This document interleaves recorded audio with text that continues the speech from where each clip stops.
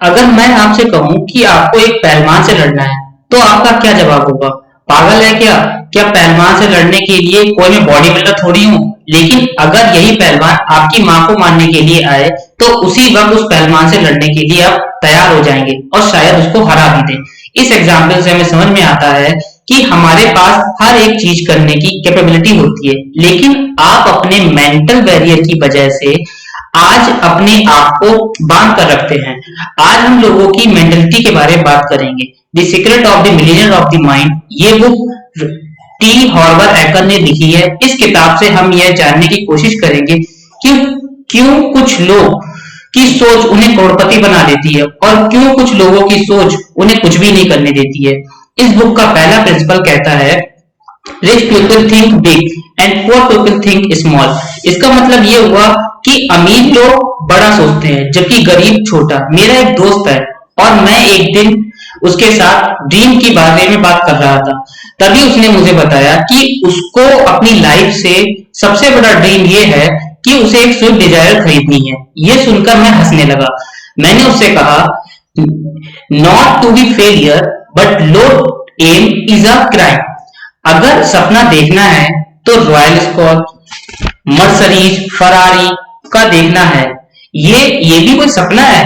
तो वो मुझसे बोला, नहीं यार, इंसान को बस वो ही सपना देखना चाहिए जिसे वो पूरा कर सके।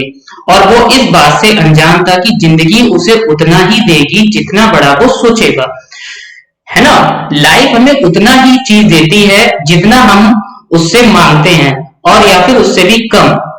अगर आप जिंदगी में एक ठीक ठाक जॉब, ठीक ठाक घर, ठीक ठाक कार खरीदना चाहते हैं वगैरह वगैरह, तो आपको जिंदगी वही देगी या उससे भी कम कर देगी।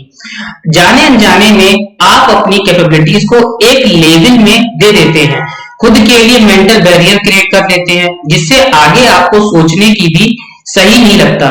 जैसे कि ऐसे घर में मैं सपने में भी नहीं रह सकता, ऐसी कार खरीदने की मेरी औकात नहीं है, या मैं महीने का 1 लाख कमा ही नहीं सकता, वगैरह वगैरह। जब आप ऐसे बैरियर मन में ही क्रिएट कर देते हैं, तब आप रियलिटी में भी उन बैरियर को क्रॉस करने कुछ नहीं अचीव कर पाते। लेकिन सच तो यह है कि इंसान के अंदर इतनी कैपेबिलिटी है कि अगर वो चाहे तो पूरी दुनिया को भी बदल सकता है, जिससे सामने एक मर्सिडीज या एक फरारी कुछ भी नहीं है। एग्जाम्पल के तौर पर राइट ब्रदर्स जब हवाई जहाज बनाने के लिए कोशिश कर रहे थे, बाकी लोग उन पर हंस रहे थे, ये तो संभव ही नहीं है, और बार बार उनकी उपेक्षा कर रहे थे, और हवाई जहाज जैसी कोई चीज संभव नहीं है ऐसा कहते थे।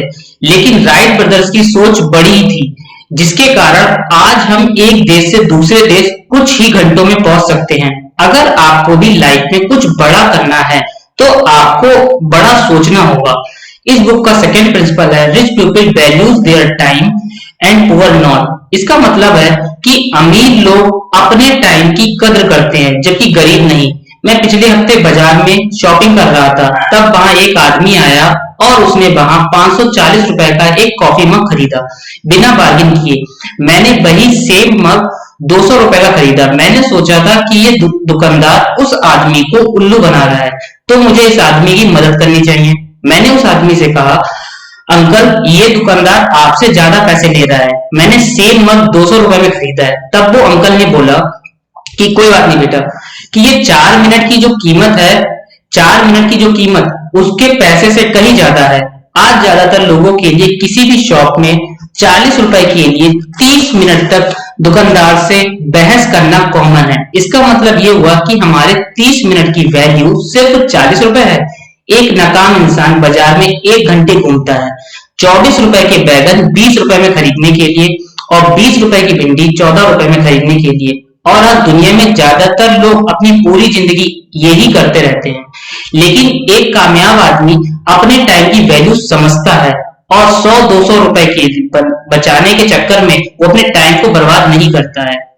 राइट, ऐसे काम करता है जिससे उसके टाइम की वैल्यू बढ़े, जैसे नई स्किल सीखना, नई किताबें पढ़ना, वगैरह वगैरह। ज्यादातर लोगों को लगता है कि अमीर लोग अमीरी दिखाने के लिए गाड़ी चलाने के लिए ड्राइवर, घर में नौकर चाकर, साफ सफाई के लिए और लोगों को। लेकिन लोगों की यह सोच सरासर गलत है। अमीर लोगों को टाइम की वैल्यू पता है, वो अपना टाइम गाड़ी चलाने या घर के छोटे मोटे कामों में वेस्ट नहीं करते हैं, वो उस टाइम का इस्तेमाल करके कुछ ऐसा करते हैं जिससे उनके टाइम की वैल्यू बढ़े। इस बुक का तीसरा प्रिंसिपल है rich people constantly learn and grow, poor poor people thinks they already know. इसका मतलब ये हुआ कि अमीर लोग वो लगातार सीखते रहते हैं और ग्रो करते रहते हैं, जबकि गरीब लोग को वो ये लगता है कि वो पहले से ही सब कुछ जानते हैं। जैसे धीरू भाई अंबानी जब यमन में एक क्लर्क की नौकरी कर रहे थे, तब क्या था, काम करते वक्त उन्होंने trading, import, export, wholesale, merchandising, sales, distribution, marketing, ये सारी चीजें उन्होंने सीखी। अलग अलग देशों से उन्होंने लोगों से currency trading, book keeping, accounting और लीगल डॉक्यूमेंट ड्राफ्टिंग भी सीखा, और जिंदगी भर वो हमेशा सीखते रहे, जिसके कारण ही वो आज रिलायंस कंपनी को इतना बड़ा बना पाए। Elon Musk, Bill Gates, Warren Buffett, Mark Zuckerberg, ज्यादातर लोग टाइम अपना किताबें पढ़कर चीजों में लगाते हैं। इतना सब कुछ अचीव करने के बाद भी उन्हें यह नहीं लगता कि वो सब कुछ जानते हैं, बल्कि वो हमेशा नई नई चीजें सीखते रहते हैं। The great scientist Albert Einstein भी यह कहते थे, the more I learn the more I realize how much I don't know. इसका मतलब है कि जितना मैं सीखता हूं उतना ही मुझे समझ में आता है कि मैं कितना कम जानता हूं। एक बार फिर से रिपीट करता हूं, जितना मैं सीखता हूं उतना ही मुझे समझ आता है कि मैं कितना कम जानता हूं। जबकि ज्यादातर लोग बस न्यूज़पेपर पढ़कर, टेलीविजन देख के ऐसे बिहेव करते हैं जैसे उन्हें सब कुछ पता है। अगर आपको भी कामयाब बनना है तो आपको भी हमेशा नई नई चीजें सीखनी चाहिए। जिस दिन आपने सीखना बंद कर दिया उस दिन आपकी तरक्की बंद हो जाएगी, इसलिए हमेशा सीखते रहें। ये 3 प्रिंसिपल मैंने the secret of millionaire of the mind book से लिए हैं, जो टी हावर्ड एकर ने लिखा है। अगर आपको ये वीडियो पसंद आई है तो वीडियो को लाइक करें और सीखने के लिए चैनल को सब्सक्राइब कर लीजिए, ताकि मैं नेक्स्ट बुक समरी जब बनाऊं उसके साथ आपसे मिलते हैं। अपना ख्याल रखिएगा, अपनी हेल्थ, अपनी वेल्थ, अपने रिलेशन, इन सब का अपना ख्याल रखिए। Thanks for watching.